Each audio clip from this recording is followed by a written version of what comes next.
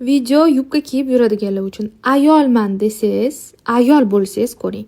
5 kun test qilib, xira ikkinchi poloskani ko'rdim. Lekin og'riqlar kundan kunga kuchayaverdi. Holsizlik, ko'ngil aynishi, bel og'rig'i, xullas doktorga borganimda o'zida hech narsa ko'rinmayapti deb aytdi. Chunki hayz kunimga 5-6 kun bor. Hagacha esa topshirganimda 5 u 4 chiqdi.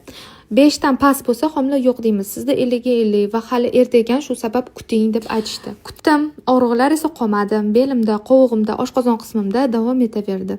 2 kun oldin esa sahar 3 da qattiq og'riq bilan uyg'onib ketdim.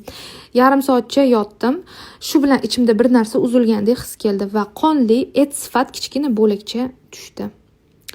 Bugun ertalab test qilganimda esa umuman hech qanaqa xira chiziq ko'rinmadi. Og'riqlar bo'lsa to'xtagan. Hozir hech qatim og'rimayapti. Doktorga qaytib bordim. Kimyoviy homila deb tashxis qo'ydi. Ya'ni rivojlanmay qolgan, o'zi tushgan homila dedi. Hayzim esa kelgani yo'q. Nimaga kelmayapti deb so'raganimda kechroq keladi degan gapni eshitdim. Qaytadan uzi qilib, hamma yoq toza deb uyga qaytib yuborishdi. Boshidan kuchli og'riqlar sezganimda, men qizlardan, ayollardan maslahat so'raganimda esa aynan shu narsadan xavotir olgandim.